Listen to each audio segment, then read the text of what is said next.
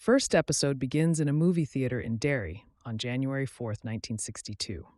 A theater attendant discovers that a young boy, Mattie, has snuck into a screening of The Music Man.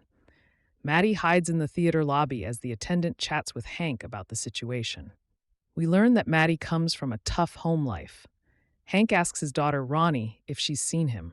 Spying Mattie behind a standee, Ronnie lies, claiming he went in the other direction. Mattie uses this opportunity to escape.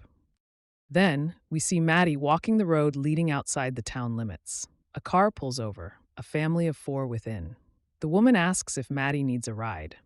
The man offers to drive him to his parents' house.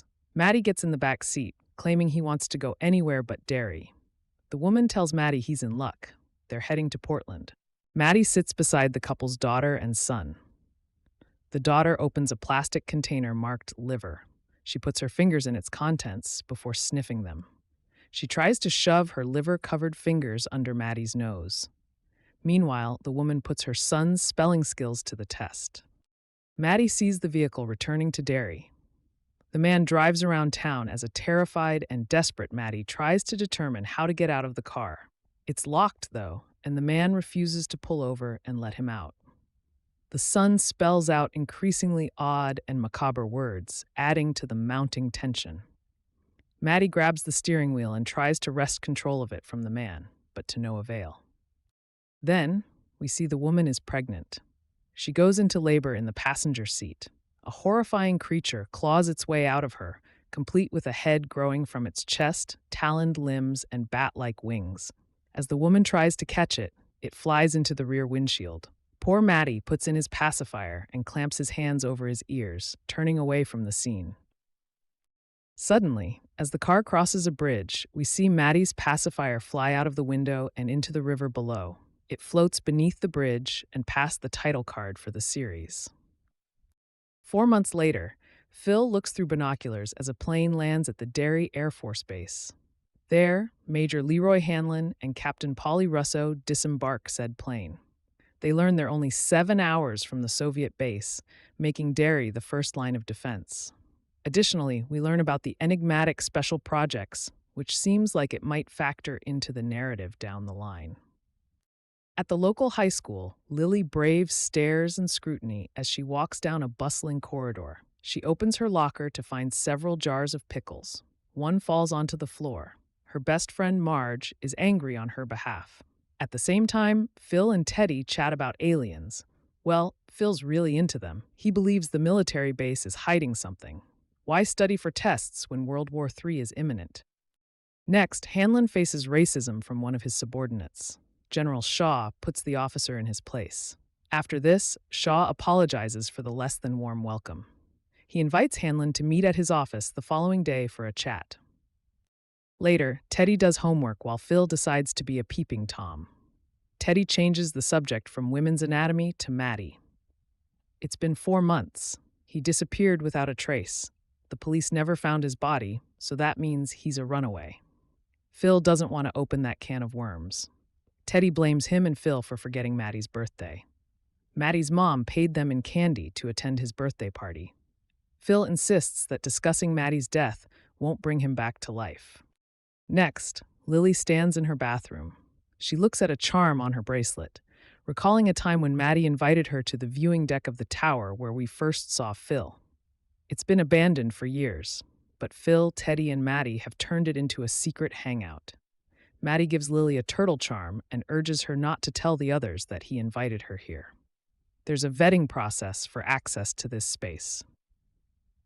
Lily assumes it's because of her reputation as Loony Lily. We learn about her father's tragic passing. While watching fireworks, Mattie moves in to kiss Lily. Lily backs away. Mattie apologizes. Lily states that she views them as friends. In the present, Lily's mother tells Lily to lay out her clothes the following day to visit her father's grave. It's been a year since his death. Lily doesn't want to, though. Her mom remarks that she's not the only one who's grieving in this world. After this, Lily turns on the bathwater. Suddenly, she hears what sounds like Mattie singing "Ya Got Trouble" from The Music Man. His voice emanates from the bath drain. She assumes he's in the sewer. Lily calls out Mattie's name. She urges Mattie to come home. He won't let me, Mattie replies. Then we see a couple of bloody fingers emerge from the drain. The following day at school, Lily informs Marge about what she saw. Marge is incredulous, but Lily knows what she saw and heard. She urges Lily not to give everyone something else to whisper about her. Later, Lily, Phil, and Teddy chat in the viewing deck of the tower about her encounter with Mattie. Like Marge, the boys don't believe Lily. Elsewhere, Hanlon meets Shaw in the latter's office. We learn the reason why Hanlon was called to the Derry Air Force Base, to finish what he started during the Korean War. Shaw wants Hanlon to test the military's new B-52 and, if necessary, use it to attack the enemy.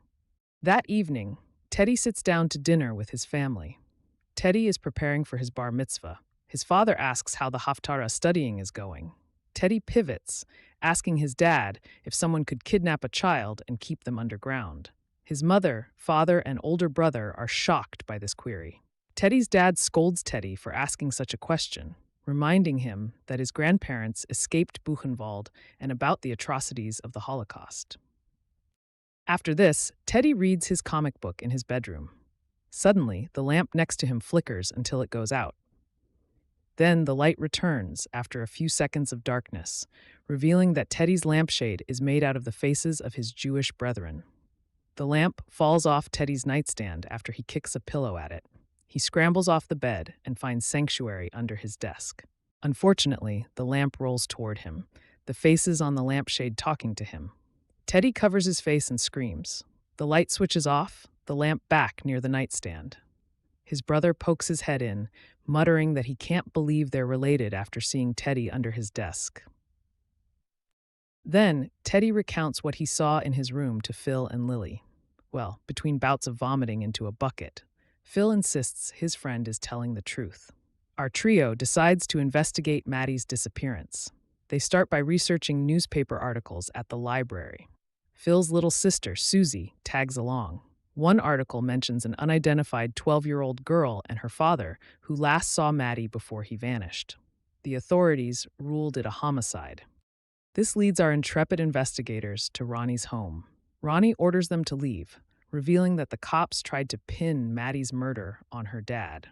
Before she heads inside, Ronnie overhears Lily mention Mattie's singing from the sewer. Ronnie reveals she heard singing too. She knows what the song is from. Later, two men in gas masks attack Hanlon in his quarters. They demand he hand over the specs to the new B-52. Hanlon fights them off before one of them trains a gun at him, threatening to kill him if he doesn't comply. Russo bursts into Hanlon's room and gives the attackers a taste of their own medicine before they flee.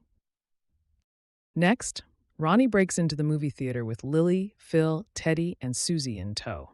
She puts on The Music Man, specifically at the Ya Got Trouble scene. Lily confirms that this is the song Mattie sang to her from the bath drain. Suddenly, our crew sees Mattie in the scene. He's holding a swaddled baby. They encourage Mattie to move toward them and out of the screen. Mattie refuses to join them in the real world. He buries his head in the baby's blanket before lifting it, revealing that infamous Pennywise smile on his face. He hurls the baby at the screen. It bursts through said screen as the same two-headed, winged creature from the beginning of the episode. It flies toward the kids. Phil and Susie attempt to make a break for it as the beast grabs Teddy. Lily screams, gazing up at the creature as it rips Teddy to shreds, covering her in blood. The monster grows in size. This time, it slaughters poor Phil. Ronnie screams while in the projection booth. She tries to open the door to help the others, but it's locked. While under the seats, Lily spots Susie a few rows above her. She urges Susie to reach under the chairs and grab her hand. They lock hands as the creature snatches Susie. When Ronnie finally breaks out of the projection booth, she barrels into the theater to find Lily is the last one standing. The others are dead. Ronnie and Lily hear the beast snarling on the other side of the space. Ronnie ushers Lily out before locking the door behind them. In the lobby, Ronnie asks what happened. Lily explains that the creature killed them. Then Lily looks down, realizing she's holding Susie's hand. She emits a blood-curdling scream. Episode 2 picks up in the uneasy quiet after the theater massacre. Lily wakes from a nightmare, hoping the horror was imagined, but reality closes in immediately, Police are staking out Hank Grogan's apartment, convinced he's tied to the missing kids. Inside, his mother rambles, and Hank keeps a tight hold on Ronnie, who is still shaken and withdrawn. Across town, the Hanlon family reunites. Charlotte and young Will arrive to join Leroy in Derry, and Will's excitement about his new room contrasts sharply with the town's strange undercurrent. Leroy gifts him a telescope, joking about spying on neighbors, something Will refuses with unexpected seriousness. At school, the social fractures widen. Marge is desperate to anchor herself with the popular girls, even if it means mocking others. Ronnie's presence in the hallway draws stares, but Lily approaches her without hesitation. Marge tries to push Lily toward the popular table, but Lily is done caring about groups when her friends are dead. Will's first day is rocky, ending with a prank that embarrasses him, though one boy, Rich, offers a small kindness. Meanwhile, Leroy is consumed with a troubling revelation. His attacker, Masters, wasn't a foreign agent, but a local racist soldier acting on his own hate. That night, Ronnie's trauma takes shape in a terrifying vision. Her bed tightens around her like skin, filling with water. Rising from it is her dead mother, decaying and furious, blaming Ronnie for her death and for the deaths of the children. An umbilical cord drags her toward a monstrous, toothed cavity glowing with yellow eyes. When her father bursts into the room, the apparition vanishes, leaving Ronnie shaking. Elsewhere, 3 black military officers, including Dick Halloran, discuss their recent interrogation, only to be dismissed by local police and quietly monitored. At a dig site on native land, Halloran grows increasingly sick. The military has been digging several such sites for months, believing something buried in Derry emits a mysterious energy. Back at school, Lily confides in Ronnie, but admits she can't tell the truth about what she saw. Her past psychiatric stay makes her an easy target, and she fears being taken away again. Will meets Rich during lunch, bonding over books and shared isolation, but when chaos erupts in the hallway, he accidentally crashes into a teacher, earning detention, where he ends up sitting beside Ronnie. Lily, meanwhile, is taken from school by police. Chief Clint Bowers interrogates her, twisting her words and preying on her fear. Pressured until she doubts herself, she breaks and Hank is arrested. Ronnie confronts her afterward, devastated. At the base, Leroy confronts Masters, who fumbles with the weapon he supposedly handled expertly. Leroy realizes something is off and goes to General Shaw, who drops the truth. Shaw orchestrated the attack to test Leroy's courage. Shaw wants him for a secret program. Furious but trapped, Leroy follows Shaw to a hidden wing of the base, where he reveals the real mission. The Soviets and Cubans are searching for the same thing the U.S. is hunting, an ancient force buried in Derry, one that radiates fear. They want to secure it first. Lily's unraveling continues. While shopping alone, she hears whispers accusing her. The aisles distort, trapping her in a maze of hallucinations. Her dead friends' faces printed across cereal boxes, her father's rotting head floating inside a pickle jar that mutates into a crawling mass. When she snaps back, she's surrounded by horrified strangers. The outburst sends her to Juniper Hill. That night, Shaw receives word from the dig site. Rain pours as Halloran and the team uncover a 1930s car buried deep in the earth, packed with human skeletons. The military believes they're closing in on the ancient source of fear beneath Derry, unaware of the darkness they're stirring awake. Episode 3 opens in the 1930s at a carnival, where young Francis Shaw wanders into a hall of mirrors. In the shadows, an old one-eyed man taunts him, sending Francis fleeing into his father's arms. His father mocks him, but gives him a slingshot he won for him. On their way home, their car breaks down and they meet a native girl named Rose selling water. Francis trades her the slingshot and later plays with her and the local kids. When he runs into the woods alone, Rose refuses to follow, terrified of something within the trees. Francis soon learns why. The one-eyed man returns, twisting into a monstrous form with rows of long teeth. Rose saves him by striking the creature with a rock, and it retreats when they reach the tree line. In the present, Lily arrives at Juniper Hill, surrounded by the unsettling noise of patients. A housekeeper tells her she believes Lily truly saw something impossible and encourages her to make things right with Ronnie. Meanwhile, Ronnie's father, Hank, is interrogated by Chief Bowers, who insists Hank was outside the night of the murders. Bowers reveals someone signed a statement placing him there. At the military dig site, the unearthed car full of skeletons belongs to a 1935 gang, but it's not the force they're seeking.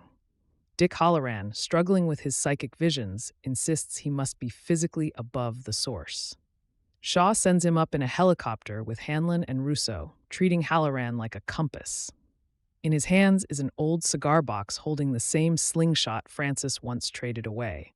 As he touches it, he slips into a psychic trance. Water rises beneath him, and suddenly he's no longer in the helicopter but deep in a sewer, facing Pennywise's circus wagon.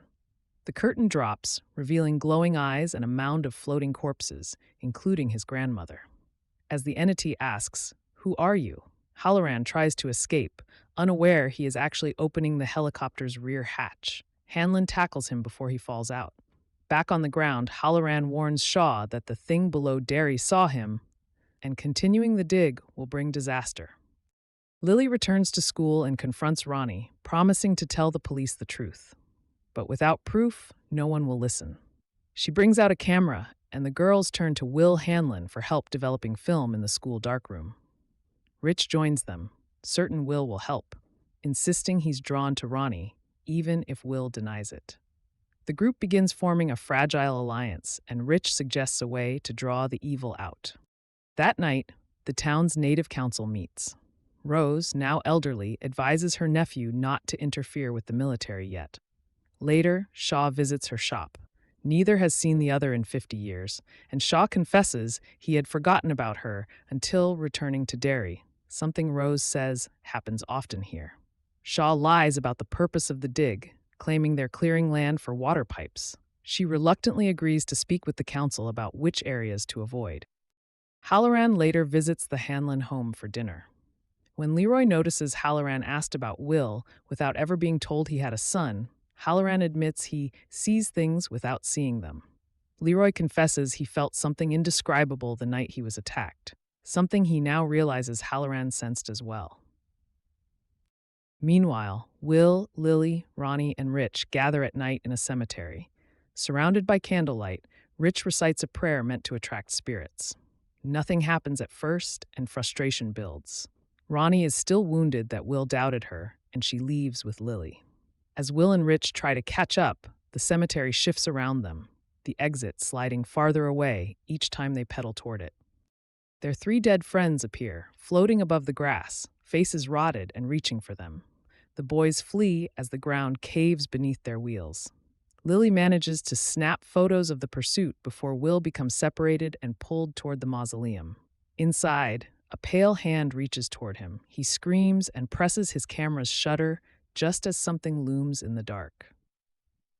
At the cemetery gate, Lily, Ronnie, and Rich cling to each other until Will suddenly emerges alive. Fear gives way to relief, and the four embrace. United now, they break into the school darkroom to develop the film. The photos slowly reveal the spirits of their dead friends, twisted but unmistakable. Then Will's final photo develops. Behind the mausoleum's shadows, a tall figure stands with glowing eyes. The outline becomes clear.